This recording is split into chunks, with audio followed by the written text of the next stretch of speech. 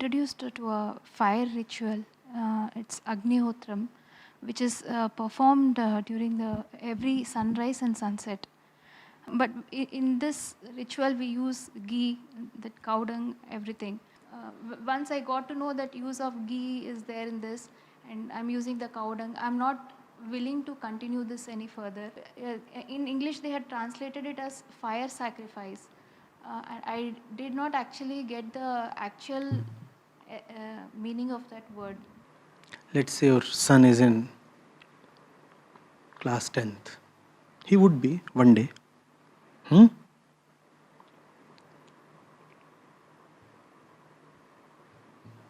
And he comes to you with his board exams results. And he has flunked in science. 15 out of 100.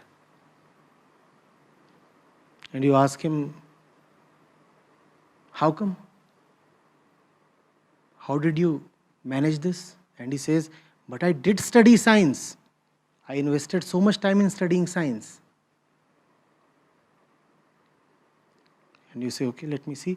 Show me your books. And he brings the books to you, and the books appear so very untouched. They look brand new, virgin. Even the pages are smelling as if they are freshly out of the printer's shop. So you ask him out, son, it is very clear that you never even once opened your science books.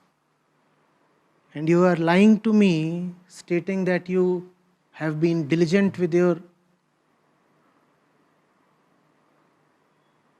science studies.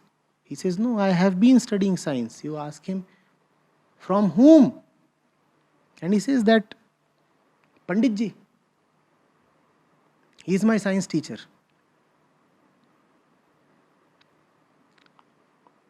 That Mohalla temple is there and that Panditji is there. And he knows all the sciences in the world. And he has been my science teacher.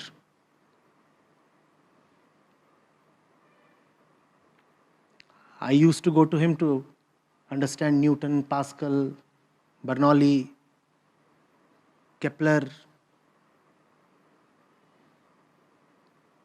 And he used to tell me, he used to perform all kinds of sacrifices and tell me, see, this is how you have to understand Archimedes.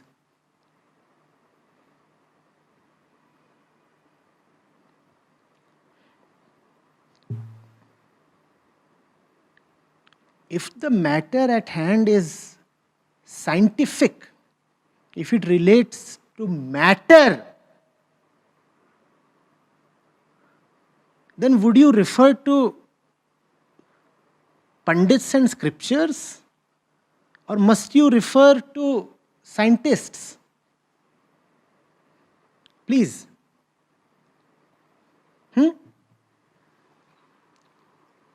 Please. 50 years back, 100 years back, when people used to fall ill, even then they would go to the local priest.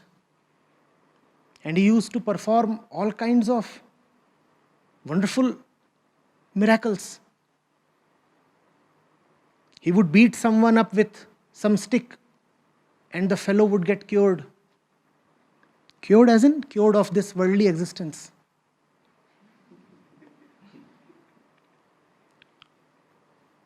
And at that time, it was considered medicine.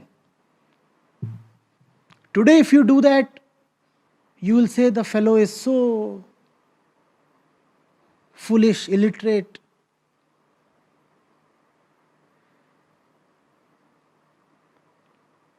Full of superstition. But maybe even today, in some remote interior part of the country, it is still happening. If the matter refers to medicine, would you go to a priest or to a doctor?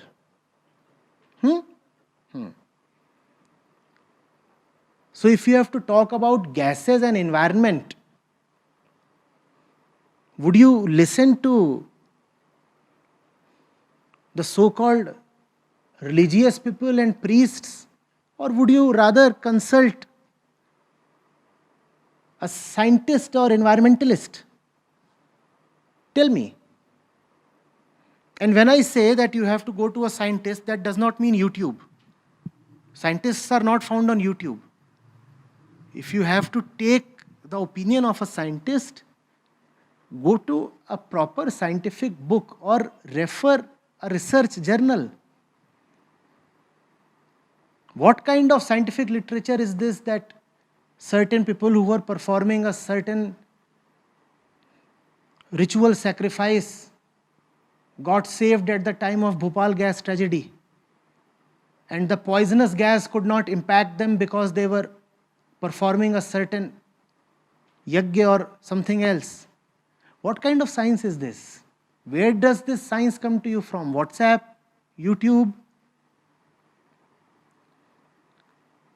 I often ask people, how do you know this? They say, science is proving this. A lot of people have been telling me water has memory. A month or so back, it happened. Somebody asked me about it and a video was published. And I rubbished this thing. And a molecule is a molecule. What do you mean by memory?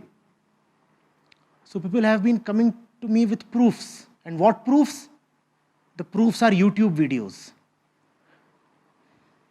It is news to me that now scientists publish themselves on YouTube.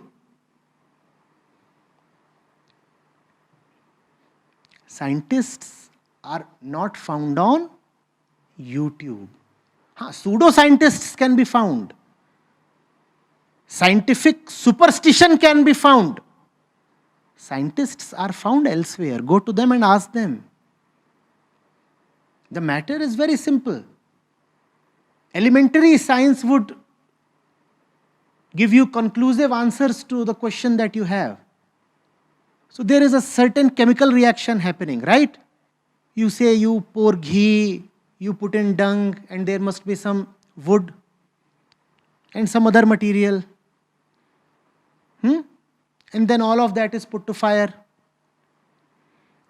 And then there is a flame and there are gases. It is a very easy experiment. It can be conducted even in a school laboratory, a high school laboratory.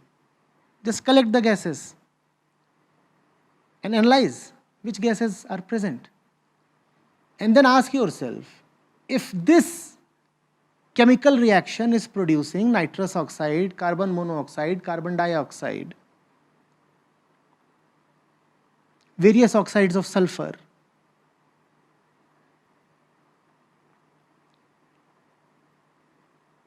a little bit of maybe methane, a lot of water vapor,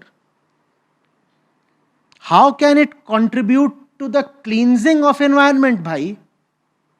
How exactly? If anything, it will contribute to climate change. If anything, it will produce a lot of ash, which will increase the amount of suspended particulate matter in the air. I do not know of any gas that can purify the environment.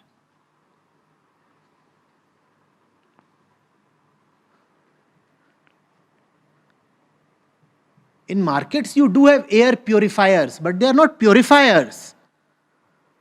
Air has a certain composition. What do you mean by adding something to the air so that it gets purified? What kind of logic is this? What kind of science is this?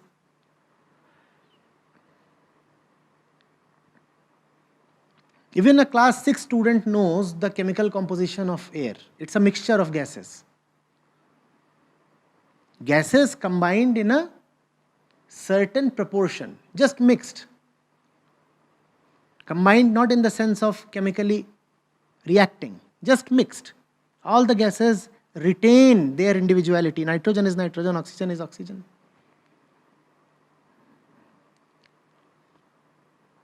Now there is 80% nitrogen in the air, and if you add oxides of nitrogen to air, how is air getting purified? Tell me. And don't trust me on this, because on this matter, I cannot be an authority. Go and consult a scientist. And there are so many scientists who are public figures as well, who will be prepared to answer your questions online. Just send this query to them.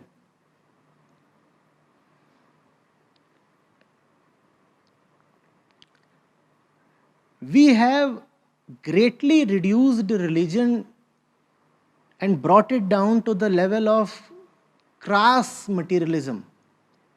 Why? Because we are material fellows. What is the domain of religion? What is the question that religion deals with? Religion does not deal with gases and material and fire and oxidation. All that is not the rightful domain of religion. Religion deals with only one question. What is this I? What is it up to? What does it want and why does it suffer? Religion deals only with ego and the liberation of ego. If in the name of religion you find other things being discussed, then this is the work of some fraud. Do you get this?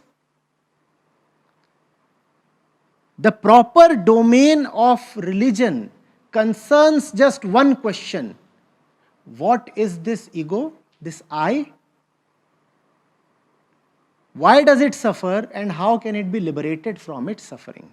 That's all. Finished.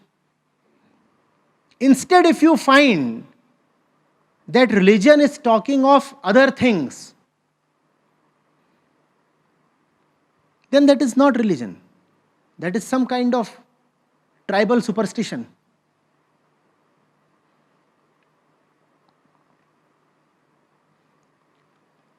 In the name of religion, if you are talking of fruits and vegetables,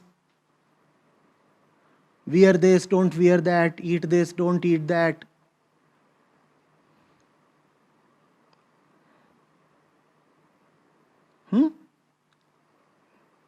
Your house should face this direction. And 1,000 other things that you associate with religion. Those are not in the purview of religion at all in the first place. Religion has nothing to do with those things. Nothing at all.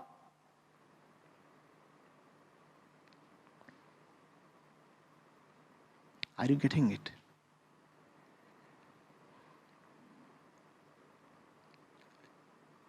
So please tell me, what is the one thing that religion concerns itself with? Ego and its liberation. That's all. What is the ego? From where does it come?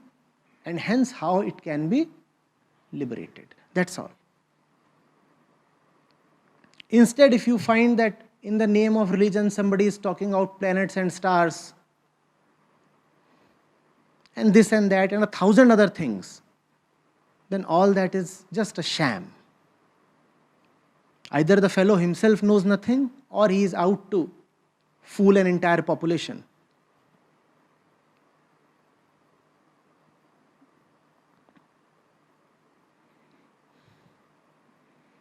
Getting it?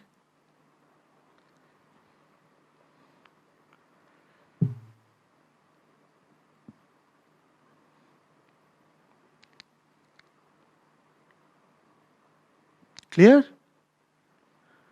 No religion can save you from carbon monoxide. Not at all. Or from the gas that was released in the Bhopal gas tragedy. Which gas was it?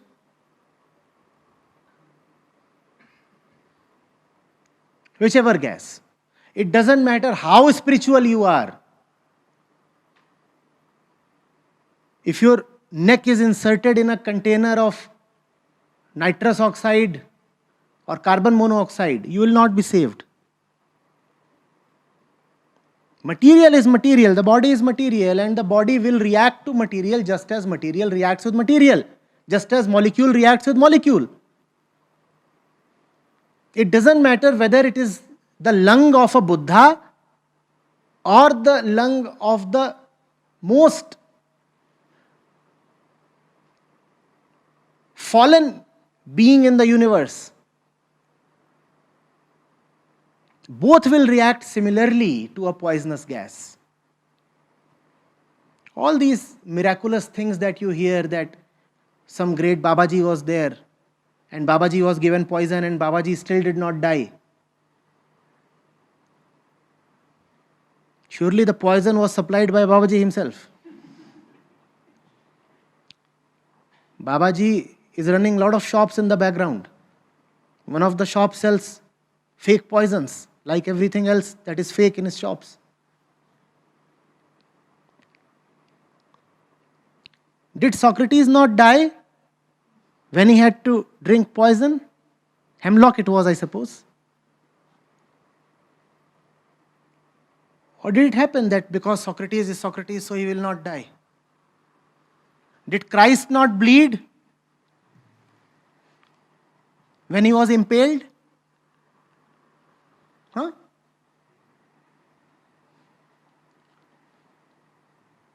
A very ordinary hunter struck Krishna, and that was enough for his body to succumb. Body is body.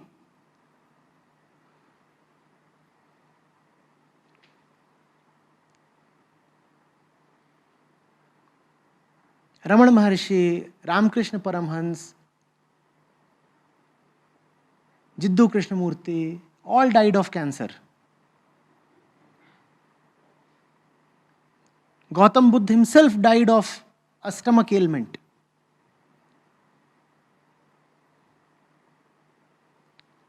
And they were luminaries.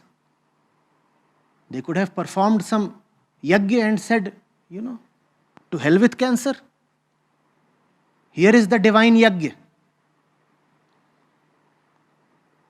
If you want to really understand what yajna is, then go to the Bhagavad Gita. There Sri Krishna has explained the real meaning of yajna. Yajna means to devote your actions to the Almighty. That is yajna. Not that material thing that you keep doing in the morning and evening. Burning wood, putting in ghee and all that. That is a very gross form of yajna. Real yajna is what Sri Krishna talks of in the Bhagavad Gita.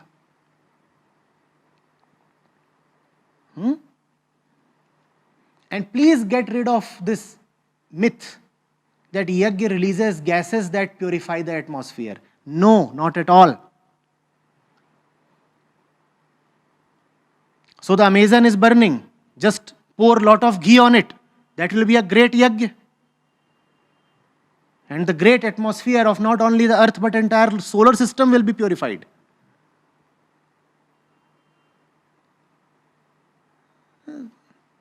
Nonsense. These are the people who have no respect for religion. These are the people who have no respect for Sri Krishna. And these are the people who actually have no respect for the great word that is yajna.